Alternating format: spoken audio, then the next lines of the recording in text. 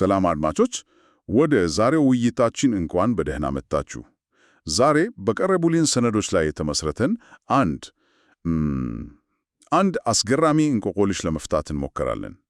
እንቆቅልሹም ይሄ ነው። አንድ ስም ብቻውን እንዴት ነው በሚሊዮን የሚቆጠሩ ሰዎች በአንድ ዓላማ አስተሳስሮ አንድ ሊያደርግ የሚችለው? የምንመረምረው ስም ኢየሱስ የሚለውን ነው።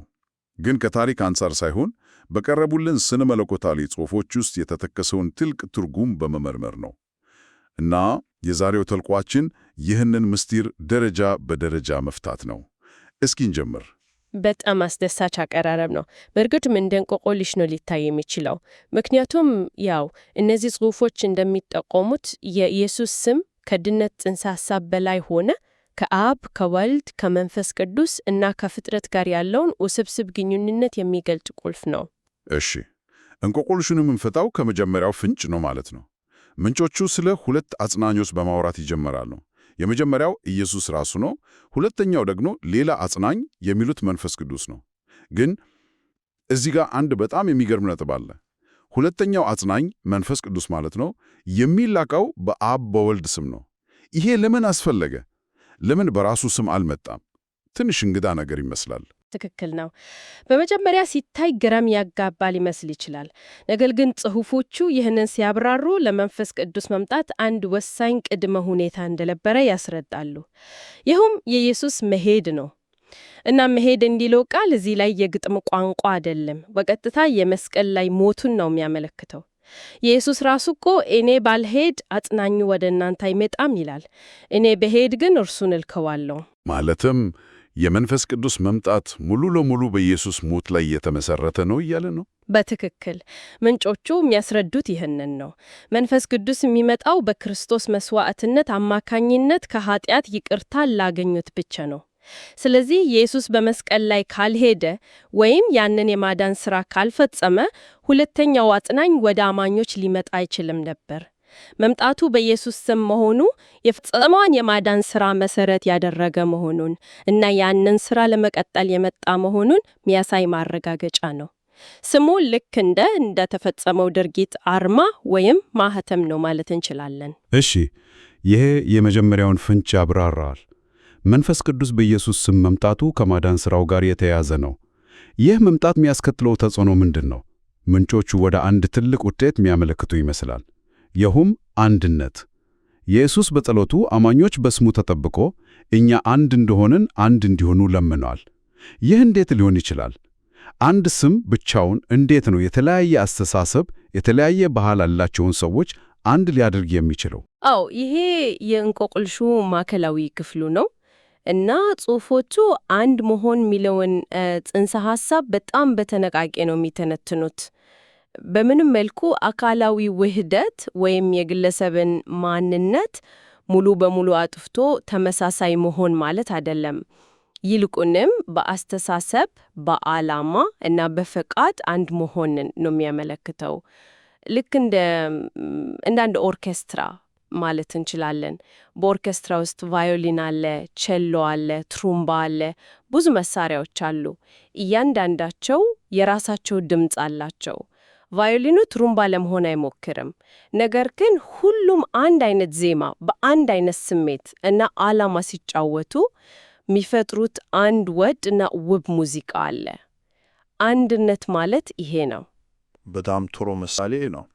ይሄ የዓላማ አንድነት የሚለው ሐሳብ ላይ ትንሽ እንቆይ። ምንጮቹ ሐዋርያት እንኳን መንፈስ ቅዱስ ከመውረዱ በፊት ከመካከላችን ማን ይበልጣል እያሉ ይከራከሉ እንደነበር ይጠቅሳሉ። ይሄ እኮ ዛሬም በየስብሰባው የምናየው ነገር ነው። የኔ ሐሳብ ነው መተግበያ ያለበት የሚለው ክርክር። መንፈስ ቅዱስ ከመጣ በኋላ ያንን ለውጥ በተግባር እንዴት አዩት? የሐዋርያት ሥራ መጽሐፍ ለዚህ ተጨባጭ ምሳሌ ነው። ከመንፈስ ቅዱስ መምጣት በፊት እነርሱ የተለያየ ፍላጎት አላቸው፣ አንዳንዴም የሚፈሩ ግለሰቦች ነበሩ። ነገር ግን ጴንጤቆስጤ ዕለት መንፈስ ቅዱስ ከመጣ በኋላ በድንገት በአንድ ልብና በአንድ ሐሳብ ሆኖ ወንጌልን መስበክ ጀመሩ። የነበራቸውን ንብረት ሁሉ ሳይቀር የጋራ አደረጉ። ጴጥሮስ፣ ዮሐንስ፣ ያዕቆብ ሁሉም የየራሳቸው ማንነት ነበራቸው። ነገር ግን ዓላማቸው አንድ ሆነ። የኛ ዓላማ የሚለው ሐሳብ የኔ ፍላጎት የሚለውን እንደበለጠው ነው ምንጮቹ የሚያሳዩት። ልዩነቶቻቸው አልጠፉም፣ ነገር ግን በላቀ ዓላማ ስር ተሰባሰቡ። ገባኝ። ነገር ግን ይሄ አንድ አይነት አስተሳሰብን ብቻ መጫን አይሆንም። ግለሰባዊነት ቦታ የለውም ማለት ነው? በጣም ጥሩ ጥያቄ ነው። ጽሑፎቹ እንደሚሉት ይህ አንድነት ግለሰባዊነትን አያጠፋም፣ ይልቁንም ያከብረዋል። ምክንያቱም አንድ የሚያደርጋቸው ኃይል የውጭ ግፊት ሳይሆን በውስጣቸው ያደረው መንፈስ ነው። እናም ይህ መንፈስ የእያንዳንድን ሰው ልዩ ስጦታና ማንነት ለጋራ ዓላማ እንዲያውል ያደርገዋል እንጂ እንዲያጠፋው አያደርግም። እሺ፣ ይህ ግልጽ ነው። ስለዚህ ስሙ የአንድነት መሰረት ነው። አንድነቱም የዓላማ አንድነት ነው። ነገር ግን ጽሑፎቹ እዚህ ላይ አያቆሙም። ይህንን አንድነት ከሌላ ትልቅ ጽንሰ ሐሳብ ጋር ያገናኙታል። ይኸውም ክብር። ኢየሱስ እኛም አንድ እንደሆነ አንድ የሆኑ ዘንድ እኔ የሰጠኸኝን ክብር ሰጥቻለሁ ይላል። ከዚያም ምንጮቹ አንድ በጣም ግዙፍ ሐሳብ ይናገራሉ። ክብር ማለት ስም ነው ብለው ይተነትኑታል። አንድ ደቂቃ ላቁምሽ። ክብር ስም ነው ማለት ምን ማለት ነው? ይህ እኮ በጣም ትልቅ ጽንሰ ሐሳብ ነው። ስም የምንጠራበት መለያ አይደለም እንዲህ? እንዴት ከክብር ጋር እኩል ይሆናል? ልክ ነው። ይህንን ነጥብ በደንብ መመርመር አለብን። ምክንያቱም የእንቆቅልሹ ቁልፍ እዚህ ጋር ነው ያለው። ይህንን ለመረዳት እግዚአብሔር ከጊዜና ከቦታ ውጭ ያለውን ማንነት ማሰብ አለብን። በዘላለማዊነት እግዚአብሔር በራሱ ክብር የተሞላ ነው። ያ ክብር የእርሱ ማንነት፣ ኃይል፣ ቅድስና ሁሉንም ነገር ያጠቃላል። ነገር ግን ያንን ማይታይና ወሰን የሌለውን ክብር በጊዜና በቦታ ውስጥ ለተወሰኑት ፍጥረታት መግለጽ ሲፈልግ እንዴት ያደርገዋል? ጽሑፎቹ እንደሚሉት ስሙን በጊዜና በቦታ ውስጥ ያስቀምጣል። ስሙ በቁሳዊው ዓለም ውስጥ የእርሱ ማይታይ ክብር ተጨባጭ መግለጫ፣ አድራሻ ወይም መስኮት ይሆናል። በምሳሌ ብናየው በእርግጠኝነት ለምሳሌ ኢሳይያስ ላይ እኔ እግዚአብሔር ነኝ፣ ስሜ ይህ ነው፣ ክብሬን ለሌላ አልሰጥም ይላል። እዚህ ላይ ስሜና ክብሬን የሚሉትን ቃላት አያይዞ ነው የሚናገረው። ስሙ ክብሩን የሚወክል መለያ ነው። ስለዚህ ወልድ በአብ ስም ሲመጣ የመጣው በአብ ክብርና ስልጣን ነው።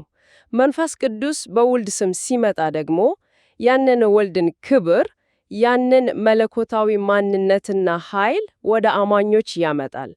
ለዚህም ነው የክብር መንፈስ ተብሎ የሚጠራው።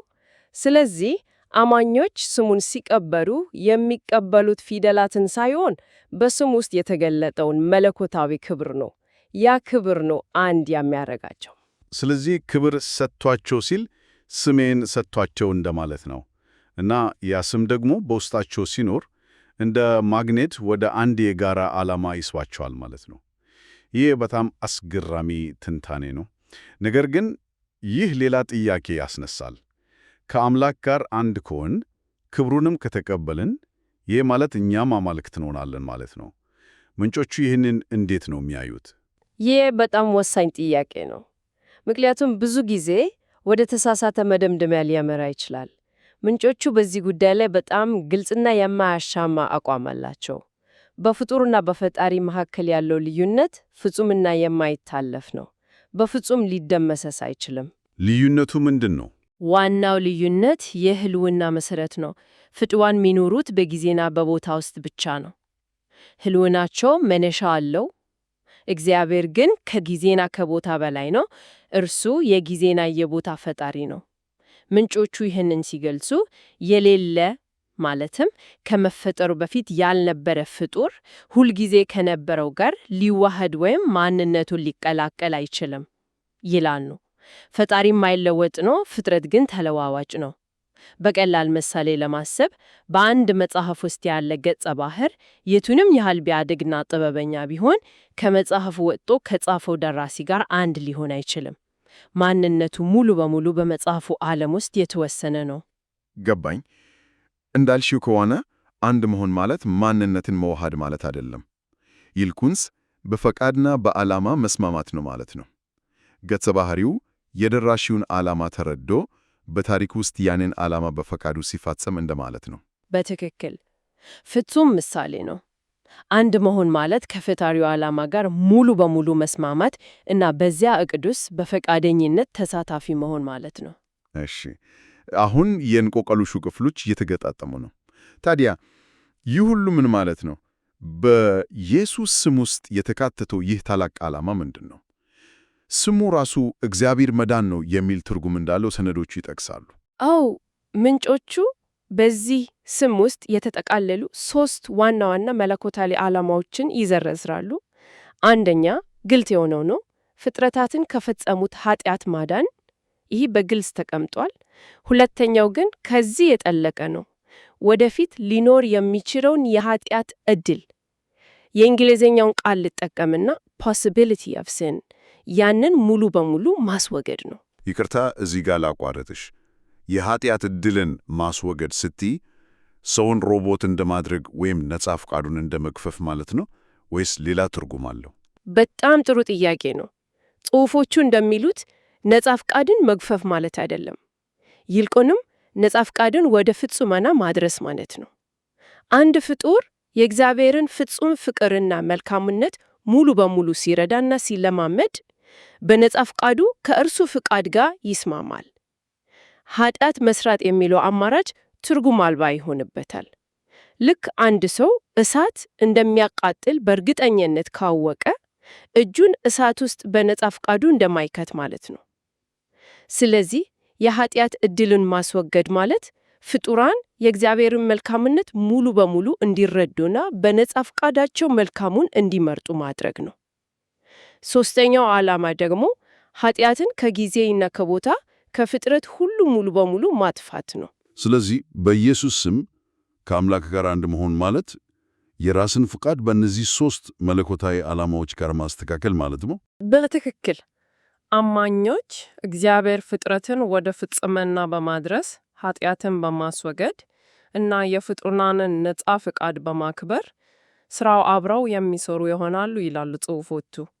ይህም በአምላክ ትላልቅ ዕቅድ ውስጥ በፈቃደኝነት ንቁ ተሳታፊ መሆን ማለት ነው። እንቆቅልሹ የተፈታ ይመስለኛል። በማጠቃላይ የዛሬው ጥልቅ ውይይታችን የጀመረው መንፈስ ቅዱስ በኢየሱስ ስም መምጣቱን በመመልከት ነበር። ይህ ስም ለአንድነት ቁልፍ መሆኑን አይተናል። ይህ አንድነት ደግሞ የአካሉ ውህደት ሳይሆን የአስተሳሰብና የዓላማ አንድነት መሆኑን ተረድተናል። በተጨማሪም ይህ ስም በዓለማችን ውስጥ የተገለጠው የእግዚአብሔር ክብር መሆኑንና ያ ክብር አማኞችን ወደ አንድ የጋራ ዓላማ እንደሚስብ አይተናል።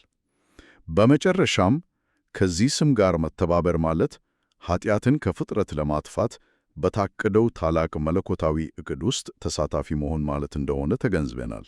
ውይይቱን ስንዘጋላ አድማጭ ይህንን አሰላሳይ ጥያቄ እንተዋለን። ጽሑፎቹ እንደሚሉት አብ፣ ወልድና መንፈስ ቅዱስ በጊዜና በቦታ ውስጥ ሲሰሩ አንድ ስም ነው የሚጠቀሙት። እናም የእውነት መንፈስ በሆነው በመንፈስ ቅዱስ በኩል ከአምላክ ጋር አንድ ለመሆን መንፈስ ቅዱስን መቀበሉ ግድ ነው። ስለዚህ ሊታሰበት የሚገባው ጥያቄ ይህ ነው። መንፈስ ቅዱስን መቀበል ማለት የእግዚአብሔር ስም በውስጣችን ማደሩ ከሆነ እና ይህ ሂደት በመጨረሻ የኃጢአት ዕድልን የሚያስወግድ ታላቅ ዓላማ አለው ከሆነ በዕለት ተዕለት ሕይወታችን ይህ ምንን ይመስላል? የኃጢአት ዕድል አሁንም በገሃድ በሚታይበት ዓለም ውስጥ በውስጣችን ላደረው መንፈስ መገዛት በተግባር ምን ማለት ነው? አንድ ሰው የራሱን የግል ፍቃድ ከመለኮታዊ ፍቃድ ጋር በእያንዳንዱ ቅጽበት ለማስተካከል በተግባር ምን ማድረግ ይጠበቅበታል?